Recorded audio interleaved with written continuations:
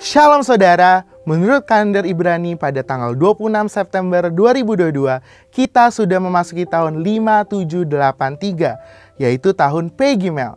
Ternyata ada hal yang penting dan dapat kita pelajari dari pergantian tahun Yahudi ini. Pada umumnya peristiwa tahun baru dilewati dengan segala kemeriahan seperti berpesta. Tetapi tahukah saudara bahwa di balik kemeriahan yang dilakukan oleh bangsa Yahudi dalam peringatan tahun baru atau yang umum dikenal sebagai Rosh Hashanah ada makna yang lebih dalam. 10 hari pertama setelah tahun baru, orang Israel memiliki tradisi bertobat dan mengakui dosa mereka di hadapan Tuhan. Memang kita hari ini tidak mengikuti tradisi Yahudi, tetapi kita akan mengambil 3 prinsip yang penting dari masa 10 hari pertobatan itu dari sudut pandang Pentakosta. Dalam edisi Voice of Pentecost kali ini, kita akan membahas mengenai 10 hari pertobatan dalam masa Rosh Hashanah.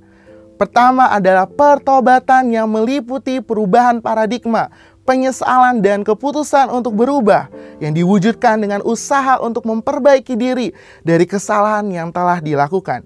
Hal ini sesuai dengan iman Kristen, di mana kita diminta untuk mengalami pembaruan budi agar dapat mengerti kehendak Allah yang baik, berkenan, dan sempurna, supaya hidup kita dapat menjadi persembahan yang hidup, kudus, dan berkenan. Tujuannya bukanlah untuk menimbulkan intimidasi, tetapi dengan pengakuan dosa kepada Tuhan, kita memohon agar Ia mengampuni dan menyucikan kita dari segala kejahatan.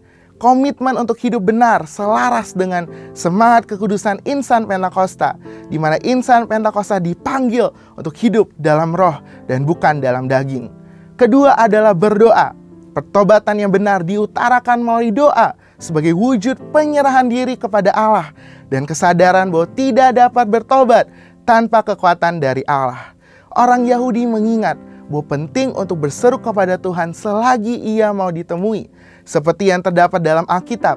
Misalnya seruan pertobatan Elia untuk bangsa Israel, seruan pertobatan Yosia, dan juga Nehemia.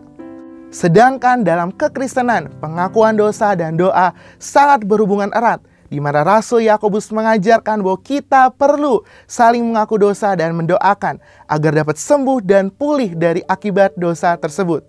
Bagi orang Kristen, doa lebih sebagai bentuk komunikasi antara manusia dengan Allah, termasuk dalam hal pertobatan.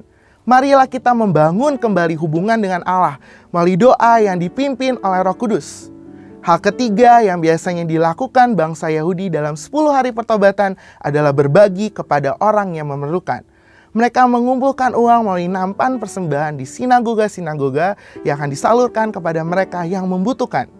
Semangat berbagi ini pun juga diajarkan Tuhan Yesus dalam Matius 25 ayat 31-46, di mana Yesus menyamakan antara melayani orang-orang yang dianggap hina, seperti yang kelaparan, sakit, dalam penjara, dan tidak memiliki tempat tinggal, sebagai bentuk pelayanan kepadanya. Oleh karena itu, hal bersedekah dan berbagi kepada orang yang membutuhkan merupakan hal yang penting dalam kekristenan. Marilah kita melakukan sedekah dalam masa pertobatan agar kita dapat meningkatkan belas kasihan dan rasa syukur atas pengampunan yang telah Tuhan berikan. Kesimpulannya, ketiga hal yang dapat dilakukan dalam masa peringatan Rosh Hashanah tersebut adalah baik jika dilakukan dengan motivasi yang benar, bukan untuk mendapatkan keselamatan tetapi sebagai respon terhadap anugerah keselamatan yang sudah diberikan melalui pengorbanan Yesus di kayu salib. Melalui pemaparan di atas, marilah kita introspeksi diri kita dan bertobat dari hal-hal yang tidak kudus. Percayalah kasih dan rahmat Tuhan selalu baru setiap hari, setiap bulan, dan setiap tahun bagi kita orang percaya. Amin.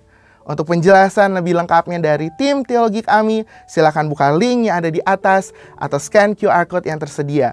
Maranatha, Tuhan Yesus memberkati kita semua.